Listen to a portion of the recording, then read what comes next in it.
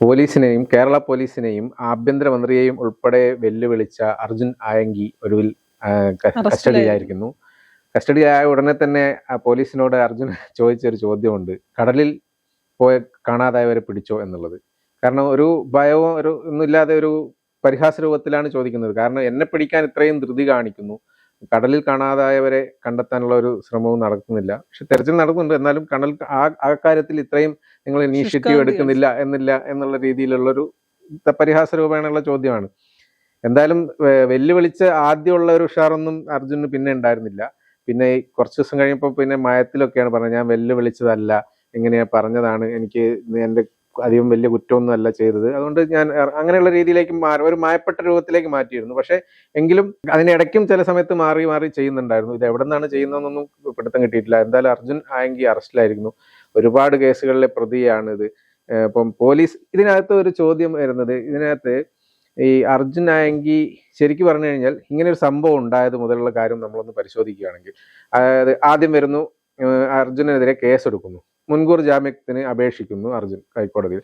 പക്ഷെ ആ ഹൈക്കോടതിയിൽ നിന്ന് അത് തള്ളുന്നു. പക്ഷെ അതിന്റെ പിന്നാലെ ഇയാളൊരു ഭീഷണി നടത്തുന്ന ഒരു, അതായത് കോതമംഗലം പോലീസിനെതിരെ ഭീഷണി നടത്തുന്നു. കോതമംഗലം പോലീസിനെതിരെ ഭീഷണി അന്വേഷിക്കുന്നത് ഊന്നുകൽ പോലീസ് ആണ്, CI ആണ്. അപ്പൊ ആ ഊന്നുകൽ പോലീസിനെതിരെയും വീണ്ടും അടുത്തൊരു ഭീഷണി വരുന്നു. അപ്പൊ അതാണ് ശരിക്കും പറഞ്ഞു കഴിഞ്ഞാൽ പുറത്തു വരുന്നത്.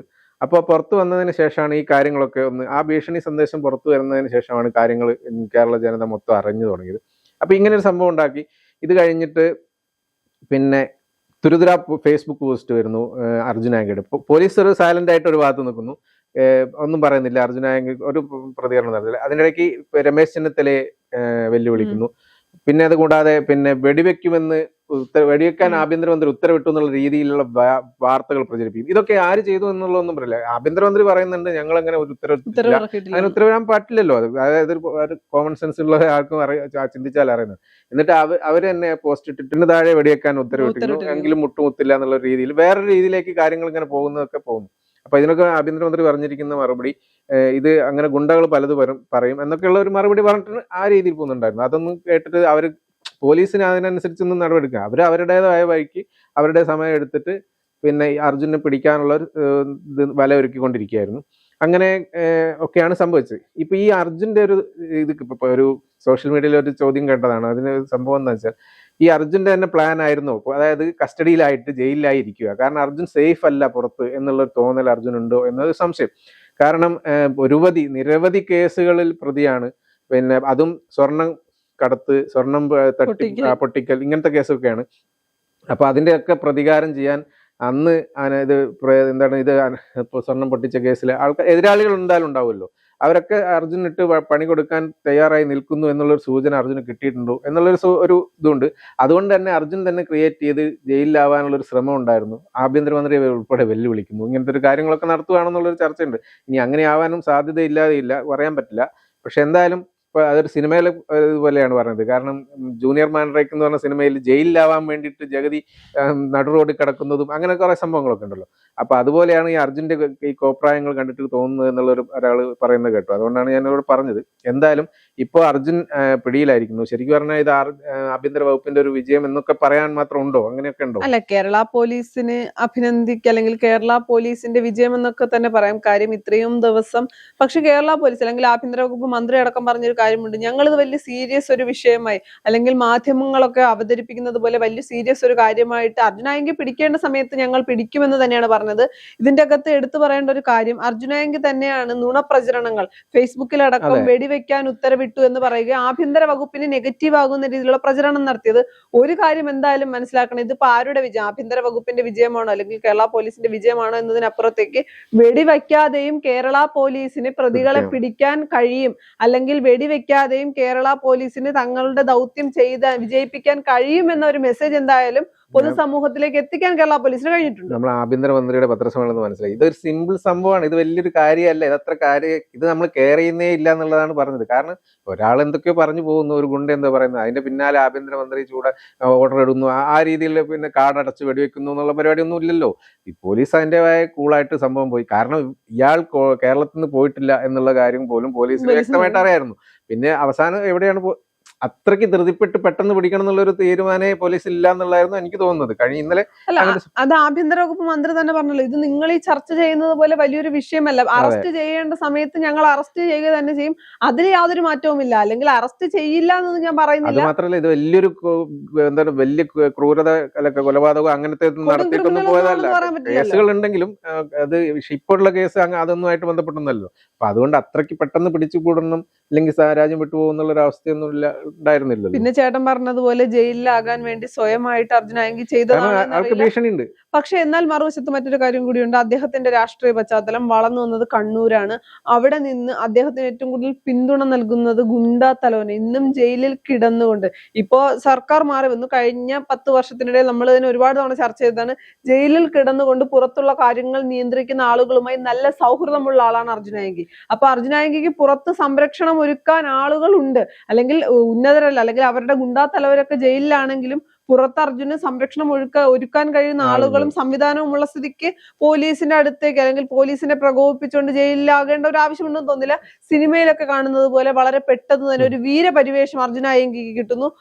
എന്താണ് മാധ്യമങ്ങളിലെല്ലാം ആരാണ് അർജുൻ ആയങ്കി എന്ന് ഉള്ള രീതിയിലുള്ള ചർച്ചകൾ വരുന്നു. ഗൂഗിളിൽ പോലും പലരും അർജുൻ ആയങ്കി ആരാണെന്നറിയില്ല, അല്ലെങ്കിൽ ഇദ്ദേഹത്തിന്റെ രാഷ്ട്രീയം എന്താണ്, ഇദ്ദേഹം എങ്ങനെ ജീവിച്ച് വളർന്നു വന്ന ആളാണെന്ന് അറിയാനുള്ള ഒരു ആകാംക്ഷ എത്തുന്നു. നമ്മൾ പല വിഷയങ്ങൾ പറയുമ്പോൾ ഇപ്പൊ ജെൻസി കലാപം പോലെ, കലാപം എന്നൊന്നും പറയാനില്ല, CJPയുടെ സമരമൊക്കെ എടുക്കുമ്പോൾ ഇതുപോലെ അവരവരുടെ അവകാശങ്ങൾക്ക് വേണ്ടി പോരാടി വന്നവരാണ്. ഫേസ്ബുക്കിൽ ഒരു പോസ്റ്റ് ഇട്ടാൽ, അല്ലെങ്കിൽ കേരളത്തിന്റെ സർക്കാരിനെതിരെയും ആഭ്യന്തര വകുപ്പ് മന്ത്രിക്കെതിരെയും കേരള പോലീസിനെതിരെയും ഒക്കെ പോസ്റ്റ് ഇട്ടാൽ ശ്രദ്ധ എനിക്ക് കിട്ടുമെന്ന രീതിയിലേക്ക് മാറ്റുന്നു. ഒരു വീരപരിവേഷം എന്തൊക്കെയോ പല ആളുകളും അർജുൻ ആയങ്കിയെ സപ്പോർട്ട് ചെയ്യുകയും അല്ലെങ്കിൽ അർജുൻ ആയങ്കി പറയുന്നത് ശരിയാണെന്നൊക്കെ പറയുമ്പോൾ ഒരു വീരപരിവേഷത്തിലേക്ക് കൊണ്ടെത്തിച്ചു. ഞാൻ എന്തോ വലിയ കാര്യമാണ് ചെയ്യുന്നത് എന്ന ഒരു ഇമേജാണ് അർജുൻ ആയങ്കി ഉണ്ടാക്കിയെടുത്തത്.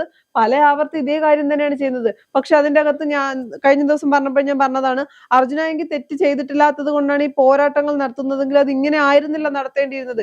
എപ്പോഴെങ്കിലും ഒരു സമയത്ത് ആയങ്കിയെ പിടിക്കുമെന്ന് അദ്ദേഹത്തിന് ഉറപ്പുണ്ടായിരുന്നല്ലോ. മുൻകൂർ ജാമ്യം കിട്ടാനുള്ള സാധ്യത, ആഭ്യന്തര വകുപ്പ് മന്ത്രിയടക്കം വെല്ലുവിളിച്ച കേസ് കൂടി ആയതുകൊണ്ട് പെട്ടെന്ന് ജാമ്യം കിട്ടില്ല എന്ന് പറയാൻ പിടിക്കില്ല. എന്തായാലും അർജുൻ ആയങ്കി ഒരു ബോധമില്ലാത്ത രീതി അങ്ങനെയുള്ള ആളല്ല എന്നുള്ളത് നമുക്കറിയാം. കാരണം നല്ല ബുദ്ധിമാനാണ് എന്നുള്ളതും എങ്ങനെ കാര്യങ്ങളൊക്കെ ക്രിമിനൽ പശ്ചാത്തലമുള്ള ആളായതുകൊണ്ട് നമുക്കറിയാം. അപ്പൊ അതുകൊണ്ട് തന്നെ ഈ പോലീസ് കേരളത്തിൽ നിന്ന് കഴിഞ്ഞാൽ കേരള പോലീസ് പിടിക്കുന്നുള്ളത് പുള്ളിക്ക് നേരത്തെ എന്തായാലും ഉറപ്പായിട്ടും അറിയാം. എന്നിട്ടും വലിയൊരു രീതിയിൽ രക്ഷപ്പെടാനുള്ള ശ്രമവും അങ്ങനെയൊന്നുമല്ല നടത്തുന്നത്. ഇപ്പൊ കണ്ണൂർ തളിപ്പറമ്പിൽ ഒരു ലോഡ്ജിൽ കഴിയുന്നു. അവിടെ നിന്ന് പോലീസ് ആ സ്ഥലം ലൊക്കേറ്റ് ചെയ്തു എന്ന് കണ്ടപ്പോൾ അവിടെ നിന്ന് ഒരു ഓട്ടോയിൽ കയറിയിട്ട് രക്ഷപ്പെടാൻ ശ്രമിക്കുന്നു. ആ ഓട്ടോ അവസാന നിമിഷം വരെയും രക്ഷപ്പെടാനൊക്കെ അതുണ്ട് അത് ഓടാൻ ശ്രമിച്ചിട്ടുണ്ട്, അത് ശരിയാണ്. പക്ഷെ ഈ ഓട്ടോക്കാരൻ വഴി ഒരു സുഹൃത്തിനെ വിളിക്കുന്നു, കാറുമായിട്ട് വരാൻ പറയുന്നു. ആ കാറിൽ ആ ഓട്ടോക്കാരൻ കോളിനാണ് സംശയം തോന്നിയപ്പോൾ പോലീസിനെ അറിയിക്കുന്നു. അങ്ങനെയാണ് ആ പിടികൂടിയതെന്നൊക്കെ പറയുന്നുണ്ട്.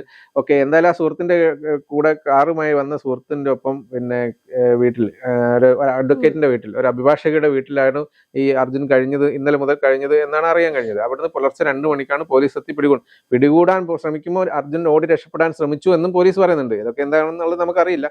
എന്തായാലും പിടിച്ചു കഴിഞ്ഞതിന് ശേഷം അർജുൻ കൂളായിട്ട് നടന്നു പോകുന്നൊക്കെയാണ് നമ്മൾ കാണുന്നത്. അത് പോലീസിനകത്തൊരു ഇല്ലാതെ നിസ്സാരമായിട്ടൊക്കെയാണ് പോകുന്നത്. ഇതിനുള്ളിൽ ഒരു കാര്യം ഞാൻ ചോദിക്കുന്നത്, ഇപ്പൊ ഈ പോലീസ് ഇന്നലെ ഒരു സംഭവം ഉണ്ടായിരുന്നു. ഇന്നലെ 2 പേര് അർജുനെ തള്ളിയിട്ടുണ്ടായിരുന്നു. കാരണം അർജുൻ സ്വന്തം പാർട്ടിയെ കുറിച്ചായിരുന്നു ആദ്യത്തെ വാക്ക്. അതായത് പാർട്ടി ഇത് വേറെ, എന്റെ വളർന്ന പാർട്ടി വേറെയാണെന്ന് പറഞ്ഞിട്ട് ആ പാർട്ടിയിലെ പ്രധാന നേതാവായ പിണറായി വിജയൻ ഇന്നലെ പിന്നെ പത്രക്കാരുടെ ചോദ്യത്തിന് മറുപടി പറഞ്ഞു, അർജുൻ തെറ്റ് ചെയ്തിട്ടുണ്ടെ അവനെ അറസ്റ്റ് ചെയ്യട്ടെ, അതിനിപ്പോ എനിക്കൊന്നും പറയാനില്ല എന്നുള്ള രീതിയിലാണ് പറഞ്ഞത്. കാരണം ഒരു സംരക്ഷിച്ച് നിർത്താനോ, സാധാരണഗതിയിൽ പിണറായി വിജയൻ അങ്ങനെയല്ല സംസാരിക്കാറ്. ആരെങ്കിലും ഒരു പാർട്ടിക്കാരന് എതിരെ എന്തെങ്കിലും ഒരു ആരോപണം എന്തെങ്കിലും വന്നു കഴിഞ്ഞാൽ അത് എന്തെങ്കിലും പിന്നെ സംരക്ഷിച്ച് നിർത്തുന്ന ഒരു ഇത് എപ്പോഴും ഉണ്ടാവാറുണ്ട്. പക്ഷെ ഇന്നലെ അങ്ങനെ ഉണ്ടായിരുന്നില്ല. അതുകൂടാതെ പിണറായി വിജയൻ തള്ളി, അതായത് ഒരുപാട് കേസിൽ പ്രതിയാണ്, അപ്പൊ അതുകൊണ്ട് അറസ്റ്റ് ചെയ്യുകയാണെങ്കിൽ കേരള പോലീസ് അറസ്റ്റ് ചെയ്തോട്ടെ, ഇനിയിപ്പോ എനിക്കൊന്നും പറയാനില്ല എന്ന് പറഞ്ഞു. അതിന് പിന്നാലെ MV ജയരാജൻ ആണെന്ന് തോന്നുന്നു, MV ജയരാജന്റെ ഒരു പ്രസ്താവന ഉണ്ടായിരുന്നു, ഇതേപോലെ അർജുന് ക്രിമിനൽ കേസ് പ്രതിയാണെങ്കിൽ പിടികൂടുക തന്നെ വേണം, ആ രീതിയിലുള്ള ഒരു പ്രസ്താവന. യഥാർത്ഥത്തിൽ അത്തരം ഒരു പ്രസ്താവന അതിന്റെ പിറ്റേന്നാണ് അർജുൻ അറസ്റ്റിലാവുന്നത് എന്നുള്ളതാണ് നമ്മൾ ഓർക്കേണ്ടത്. അല്ല, പ്രധാനമായിട്ടും പ്രതിപക്ഷം ചെയ്യേണ്ടത് എന്ന് പറയുന്നത് ഒരിക്കലും അർജുനെ സംരക്ഷിക്കുന്ന ഒരു നിലപാടല്ല. അദ്ദേഹം തന്നെ പറഞ്ഞു, ഞാൻ വളർന്നു വന്ന പാർട്ടി വേറെയാണ് എന്നാണ് രമേശ് ചെന്നിത്തലയ്ക്ക് അദ്ദേഹം കൊടുത്തൊരു മറുപടി എന്ന് പറയുന്നത്. അപ്പൊ പാർട്ടി എന്നിട്ട് പോലും ഇന്നലെയാണ്, അല്ലെങ്കിൽ ഈ ഇന്നലെ മാത്രമാണ് അർജുനെ തള്ളാൻ തയ്യാറാകുന്നത്. അതുവരെയും നേതാക്കൾ ആരും തന്നെ വാ തുറന്നിട്ടില്ല, സംസാരിച്ചിട്ടില്ല. ഇപ്പൊ ഇതിനു മുൻപ് അർജുനായങ്കയുടെ വിഷയം വരുമ്പോൾ എല്ലാരും ചോദിക്കുന്നത് കടലിൽ കാണാതായവര് കണ്ടെത്തിയോ? ഇതേ ചോദ്യം വാർത്തയ്ക്ക് താഴെ വരുന്ന കമന്റുകളൊക്കെ ഇതാണ്, കടലിൽ കണ്ടെത്തി, എല്ലാരും ഇതാണ് ചോദിച്ചുകൊണ്ടിരിക്കുന്നത്. അതും ഇതുമായിട്ട് കമ്പയർ ചെയ്യേണ്ട കാര്യം എന്തോ, അത് വേറെ തെരച്ചിൽ നടക്കുന്നുണ്ട്, അന്വേഷിക്കുന്നുണ്ടല്ലോ. പിന്നെ CPM-നോ LDF-നോ നിലവിലെ സാഹചര്യത്തിൽ അർജുനായങ്കയെ പിന്തുണയ്ക്കാൻ കഴിയില്ല. അവർ എല്ലാ വിഷയത്തിലും തകർന്ന് തരിപ്പണമായി നിൽക്കുന്ന സാഹചര്യത്തിൽ അർജുനായങ്കയെ കൂടി ഒപ്പം നിർത്തിയാൽ എന്തെങ്കിലും ഗുണമുണ്ടാകണം. അർജുനായങ്കയെ ഒപ്പം നിർത്തിയാൽ പ്രത്യേകിച്ച് യാതൊരു ഗുണവും ഉണ്ടാകുമെന്ന് എനിക്ക് തോന്നുന്നില്ല. അതുകൊണ്ടൊക്കെ തന്നെ ആയിരിക്കണം CPM-ന് അർജുനായങ്കയെ തള്ളേണ്ട ഒരു സാഹചര്യത്തിലേക്ക് കൊണ്ടെത്തിയത്. പിന്നെ തെറ്റ് ചെയ്തിട്ടുണ്ടെങ്കിൽ ആരായാലും ശിക്ഷിക്കപ്പെടണം.